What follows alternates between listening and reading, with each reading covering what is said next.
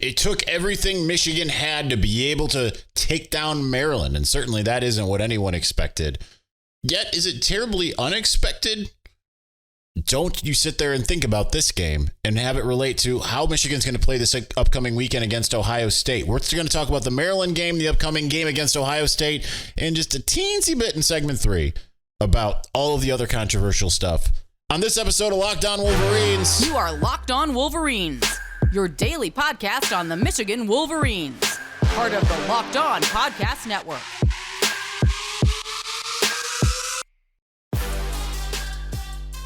Happy Sunday. We are back and doing it. Locked On Wolverines podcast, part of the Locked On Podcast Network, where it's your team every day. I'm your man on the ground, Isaiah Hole, publisher of Wolverines Wire through USA Today Sports Media Group. I was on the ground in College Park.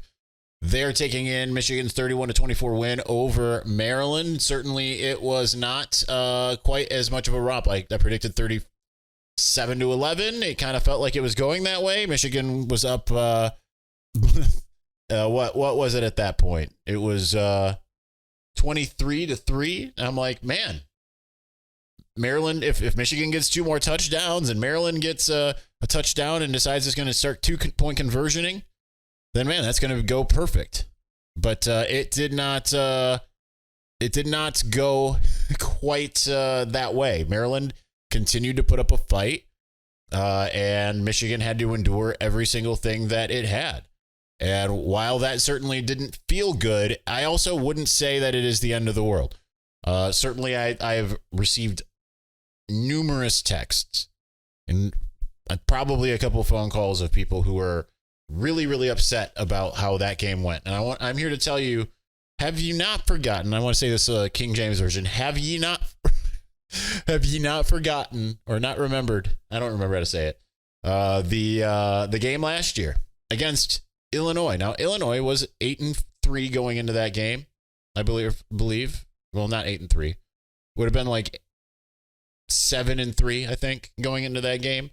Kind of limping in. It lost to Michigan State, yet it was looking mostly very good. Michigan looked like it was going to blow that game wide open. Then Blake Corum gets injured, and a 7-3 game suddenly turns on its head. Michigan needs late game heroics from people like Isaiah Gash in order to win that game. A walk-off field goal by Jake Moody to beat lowly Illinois. And then you sit there and look and say, well, Michigan's got to go on the road and play against Ohio State. They haven't won in Columbus in 20-something years. And yet you expect us to think that Illinois is going to play Michigan harder than Ohio State. Well, yeah. Michigan went to Ohio State last year without Blake Corum, without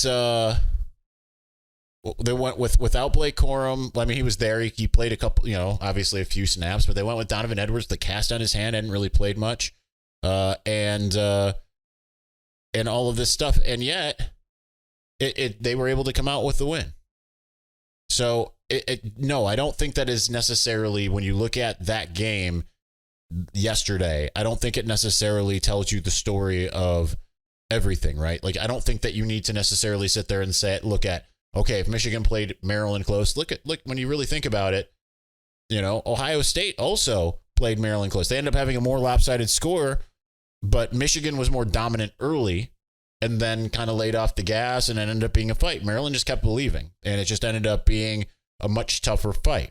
Obviously, this was J.J. McCarthy's worst game as a Wolverine. It's kind of not great to say that. Obviously, went from Purdue to, obviously, he didn't do a heck of a lot against Penn State, and then you follow that up with 12 or 23 for 141 yards.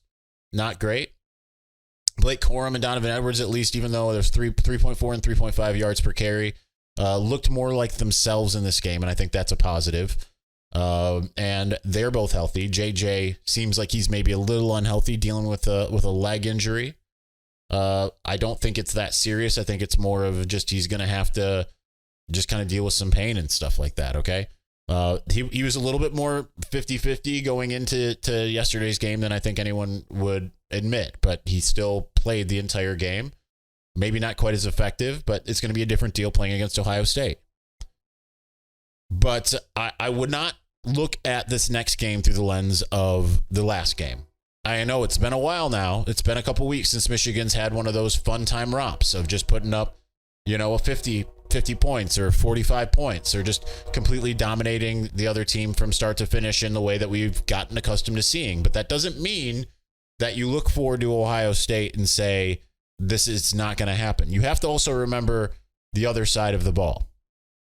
The other side of the ball, you look at Ohio State, and while it has Marvin Harrison and Emeka Egbuka, and I understand Michigan did not do a great job in the secondary. There were a couple of times where the receivers were blown right by Will Johnson. That was a little troubling, of course. But at the same time, we've seen that from time to time. There's a reason why we don't look through the lens of any other game before you get to the game. There were so many times in 2021 where I was coming on this show and having to tell people, hey, you're not going to sit here and play Ohio State against Maryland. I know 2021 is not the best example of Maryland, but Rutgers, people saying this type of performance won't beat Ohio State. Well, good news that it didn't. The actual game does. Ohio State has some problems of its own. It also has what seemingly a somewhat gimpy Kyle McCord. It's got a banged up Cade Stover. The offensive line still against Minnesota did not look very good at all. There are some trouble areas, of course. Travion Henderson presents a big trouble area. But I think that there's a lot of stuff where you look at where Michigan kind of matches up favorably. Now, obviously, all the off-field stuff doesn't help. There's going to be a lot of talk of, well, they're doing this without Jim Harbaugh. Well, yes, that day. And we talked about last week, does Jim Harbaugh give you a 7-point advantage, a 14-point advantage, maybe even a 21? Who knows? On any given day. It's going to be up to Jim Harbaugh to coach the coaches this week so that they are in full kind of awareness. Here's what Jim Harbaugh would do in this moment. If this is the situation, then this is what you need to do. And the problem is Jerome Ward's got a lot on his plate. I've seen a lot of people, particularly Bucknut type people, putting out there, well, look at what JJ's been without Jim Harbaugh, or look at what he's been without the sign stealing, whatever. He's been banged up for a couple weeks. There's been some changes, right? Like, that's going to change your game a little bit, at least. But when it comes to playing against a team like Ohio State, I would imagine that these players are going to get up for it in a way that they probably don't get up for playing a game at Maryland, especially once they got up 23-3. They get up 23-3. It kind of just feels like, all right? They went into halftime 23-10. And there's no reason to think, okay, well, Maryland's going to score enough to really be in this game, and we're going to need to do a couple things to put this game away. You just wouldn't feel like that would be the case if you were in their position where they've just dominated everybody. So don't look at this game and then look at the next game and say, this is how it's going to play out. Michigan has been the better team throughout the year, and now it's going to get a chance to prove it. And one last thing, and this was brought up to me by my pastor, Pastor Josh. Out of the last 7 times that Michigan and Ohio State have played, 6 of those 7 times, the winner of the game has had the less lopsided score than the week before. The only exception to that is 2021 Michigan. But you can go back and you can think about 2018 when 2018 when Michigan played Indiana. Was a hard fought game, but Michigan still won handily. Meanwhile, Ohio State needed a Maryland wide receiver to drop a pass in the end zone on a 2-point conversion to be able to win that game. You look at 2019, Michigan goes and blows out Indiana. I don't remember who Ohio State played, but nonetheless. Last year, Michigan ekes by Illinois, even worse than Ohio State eked by Maryland. It happens. All right, let's get more into the actual game itself. What I liked, what I didn't like. I kind of did a little bit more of my Ohio State preview first. And then we're going to kind of get into some of the things, again, with this new controversy, now that I've kind of gotten my head wrapped around it a little bit more with Chris Partridge firing and kind of where I stand, and also maybe some inside info. We'll see. I'm not saying that to bait you into waiting around till segment 3. We'll see how much I feel like divulging. But listen, whether you're a professional, you're a college student, listen up. There's something that can really, really help you out here. And it's this incredible app called Listening.com, which can take any academic paper, a PDF, or even class material and turn it into an audiobook. So it can read math equations, technical words, complicated documents, anything that you throw at it pretty much. And it knows to skip all the citations, footnotes, references, unless you jump straight to the chapter or section that you want to listen to. And it even has a one-click note-taking button where it automatically puts the last 10 seconds into a notepad, so you don't even have to type notes while you listen. The best part of all of this is that if you use the link listening.com/lockedon, then you will be able to get your first 3 weeks for free. So go ahead and just give it a try. It's usually 2 weeks free. But you can get an extra free week when you go to listening.com/lockedon.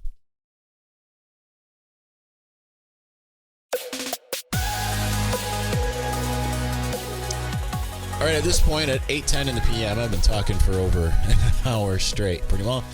Not completely. I wasn't, if you missed it, we just did an hour with Rod Moore on the Prediction Interactive show. So that'll be on my personal YouTube. Go check that out. Once I get that up, whenever they'll send me the video and I'll put that up on my personal YouTube. But that's we had a good time talking about the rivalry, talking about a lot of different stuff. Certainly, there's a lot of people that are looking at this last game and are feeling troubled by it because Michigan let up 24 points. Now suddenly the whole thing with Ohio State is they've never given up more than 17 points in any given game. Well, up until this point, Michigan hadn't given up more than 15. Before that, it was 13. So, yeah, there's the Michigan defense gotten slightly worse. Yes, but this is the only one that's really kind of mattered, right? This is where the team isn't scoring garbage touchdowns like Purdue or Penn State did. So there's that. Michigan still does have the number one total defense. Michigan has the number 2 passing defense, of course, playing Maryland. Changed that a little bit. They were number 1. Ohio State is now number 1. Ohio State has played Maryland, and they've faced a pretty decent Maryland attack in that light. Rushing defense-wise, Michigan is moved up a little bit to number 9. And in scoring defense, Michigan is still number 1, allowing 9 points a game. Ohio State is allowed 9.3. So Michigan is still slightly better in some of these things. Scoring offense-wise, Michigan's 11. Ohio State is 24. Michigan has the edge there, but in total offense, of course, Ohio State is likely to be higher, I would imagine. I'm doing this because I'm curious myself, right? That's how this tends to work quite often. Where I go off on a tangent. Ohio State is the number 35 offense, total offense. So it's not what you're used to seeing, right? You're used to seeing them like up number 1. Michigan's 55, but it's just playing different styles. Okay.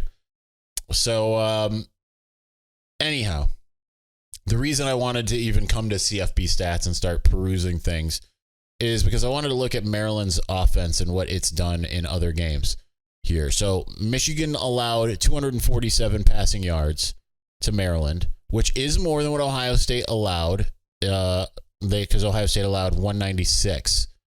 But when it came to rushing yards, that's where it's a big difference. Maryland was able to rush for 106 on Ohio State, the vaunted Ohio State defense, whereas Michigan allowed 15 total rushing yards. That's now the worst performance was against Penn State, right? They had negative 49 rushing yards and 283 passing yards, but Michigan allowed 15. So the teams that had better performances against Talia Tagovailoa in the passing game were Michigan State, weirdly, with 223, the aforementioned Ohio State, and then Michigan. So, yes, does it feel bad that Michigan didn't have like this incredible performance against the pass? Yeah, but guess what? 247 is respectable against that group, right? That's kind of right around where you would expect Michigan to be. They passed for more against Penn State and passed for less against Ohio State. So that is a thing, right? So looking at Ohio State's offense and what it has tended to do against some of these teams. Well, actually, I meant to go defense. Sorry, defense and what it's done against some of these teams. They've allowed rushing yards, right? Rutgers ran for 232 yards on Ohio State. Now, some others, not so much, but they've allowed triple digits 3 times. Youngstown State got close at 99. Wisconsin got 94 without Braylon Allen, mind you. Michigan State even got 94. they're much more staunch against the pass. Only Western Kentucky has gotten more than 200 yards, but Michigan has shown lately that it's more likely to want to run the ball than pass the ball. So if they can oblige them, then they will. Obviously, none of those teams have won those games, any of the aforementioned 11.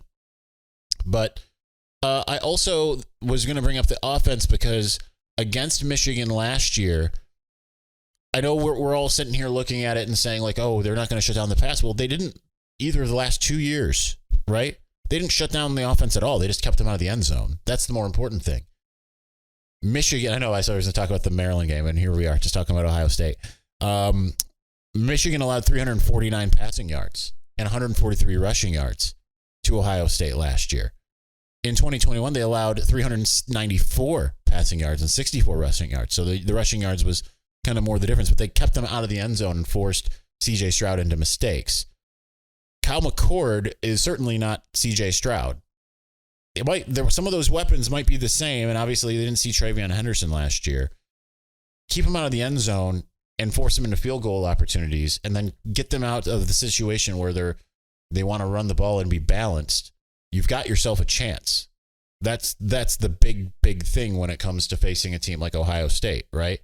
Is get Ryan Day to do what he wants to do, which is be pass happy. He doesn't want to run the ball, but he will, right? He'll do it. Just watch him, because like Michigan's offense against Ohio State was more balanced, 278 passing yards, 252 rushing. I don't know that I would predict that this year, but who knows? But when it comes to the defense last year, like I already said, some of those numbers that they had, that was by far the most. The only team that passed for more was Purdue the next week. TCU didn't even pass for more, okay? Only Purdue passed for more the following week after Ohio State. As far as rushing, Ohio State rushed for the third most of any team. Weirdly, TCU got 263 yards in that game on the ground, which my memory doesn't remember that, but that's how that went. Then it went Illinois with 148, and then Ohio State with 143. You're not going to shut them down. You just need to keep them from scoring. Well, that's what Jim Knowles' defense is trying to do to Michigan, and that's what he's been doing to other teams. So we'll see how that works. Michigan's been a heck of a lot better in the red zone than it has been before, right? So looking at red zone conversions, Michigan in previous years has not been great at that. And this year it's 50th with an 86.54 conversion rate. Now, that's this is kind of annoying, so I got to scroll up and try to figure out which one's okay. That one's touchdowns. 39 touchdowns and 6 field goals. When it comes to the red zone conversion rate with touchdown percentage, Michigan is doing, I think, a little bit better than it was last year. It is 11th, 75%.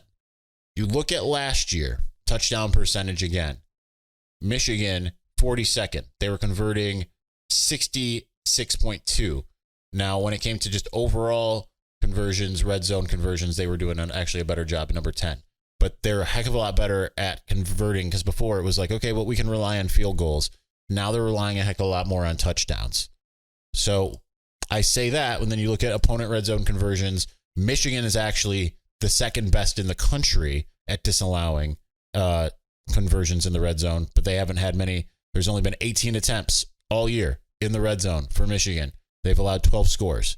That's the second best in the country. When it comes to touchdown conversion ratio, Michigan has only allowed 6 of those 12, 33%. Best in the country. So that is something that obviously Ohio State's trying to do. Now, Ohio State is 8th in red zone conversions overall. When it comes to touchdown conversions, that falls down to 11. They allow 42.86%. Sorry, 45.45. I was looking at the other Ohio. So Michigan's in a good spot. But in the terms of its defense has been a little bit better. Has Ohio State played any super high-powered offenses that make you feel like, okay, yeah, you know what, they really shut that down? I'm going to look at the scoring offenses that they've played, and we're just going to try to peruse. So Michigan is by far the best scoring offense. Well, I shouldn't say by far. It is, but it is the best scoring offense that Ohio State will have played. They've played number 4. Michigan's 11. They've played number 14 Notre Dame, number 15 Penn State. Michigan's obviously played number 15 Penn State, held them to 15 points. Ohio State is 24th.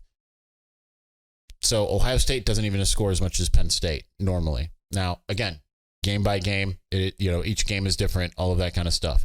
And then after that, then you have to start kind of like scrolling here to try to see who some of these other teams are that are doing some of these things. So UNLV actually is 19th, ranked ahead of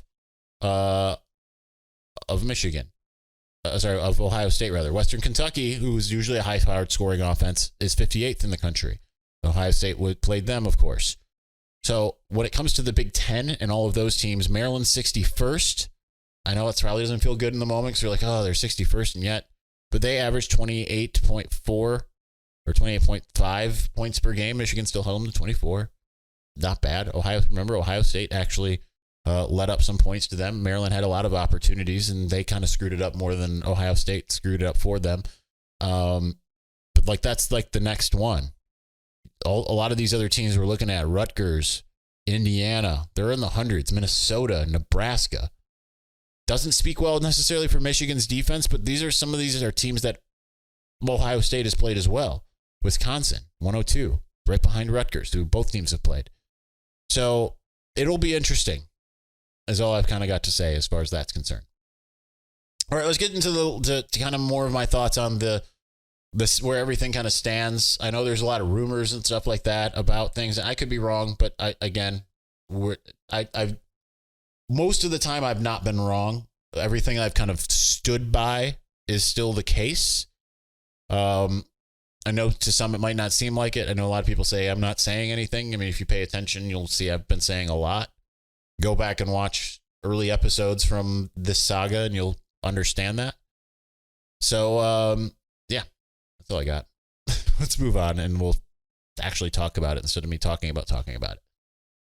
Score early this NFL season with FanDuel, America's #1 sports book. Right now, new customers get $150 in bonus bets with any winning $5 money line bet. That's $150 if your team wins. If you bet on the Detroit Football Lions, it looked dire, but then you got $150 in bonus bets back, and then you felt good. You had a good day because of that. If you've been thinking about joining FanDuel, there's no better time to get in on the action. The app is so easy to use. There is a wide range of betting options, including spreads, player props, over-unders, a heck of a lot more. So go and visit FanDuel.com/LockedOn. Continue to enjoy this NFL season as we're starting to get into the nitty-gritty of it, really deep into it. FanDuel, official partner of the NFL.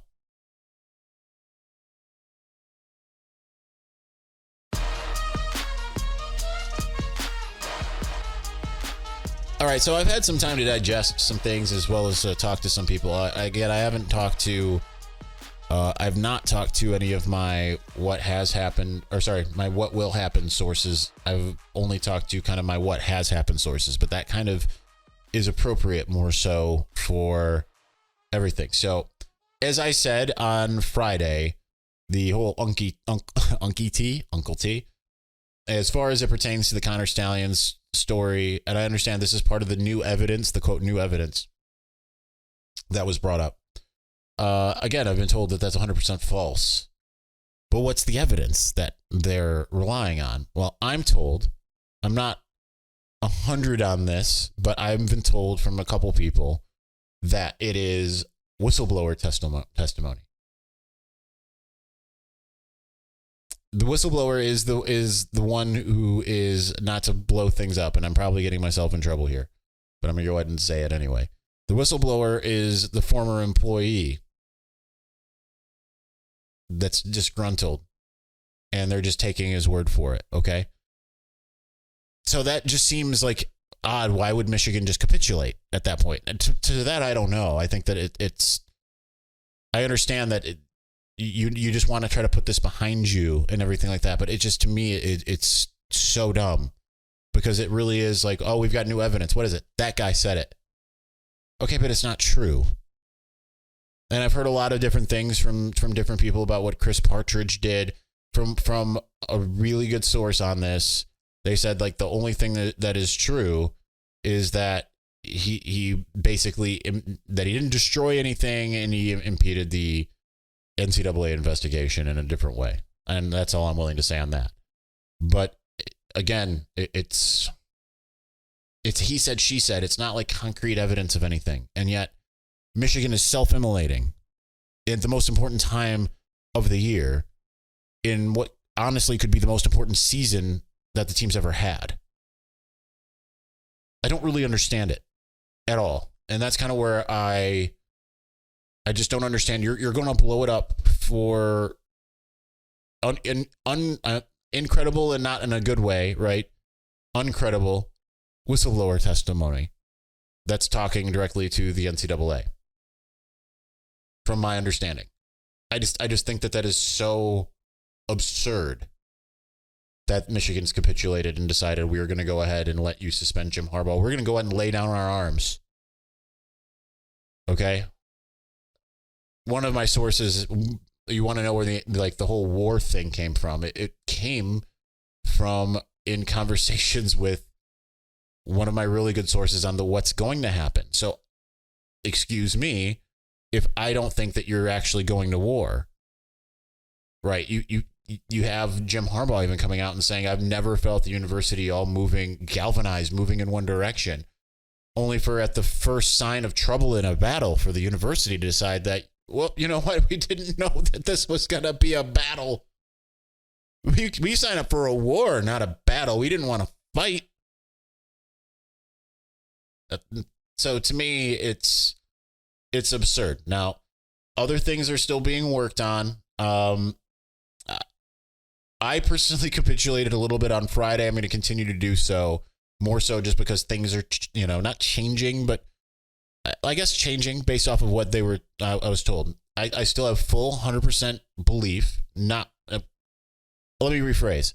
Michigan has full 100% belief that Ohio State is behind the private investigative firm. Okay? 100%. And I know there's a lot of Buckeyes that are going to clip this show and say whatever and be like, look at how wrong you are. It doesn't matter what it looks like in the moment. I've said before that if I told you the whole story as I know it back on day one, even you Michigan fans would sit there and think of me as Charlie Day in front of a corkboard with a bunch of yarn looking with crazy eyes. But a lot of these things have come to pass. You're learning a lot more about it as it unfolds, goes out into the ether. But I still firmly 100% believe that Ohio State is behind this based off of the things that I have heard from my sources. That said, it's not probably going to be a quick turnaround is what I said on Friday. I stand by that even more now as far as when is everything going to come out. I don't believe there's any NCAA investigation in Ohio State. I never said that. Anyone that says that I said that is putting words in my mouth. But there are people investigating.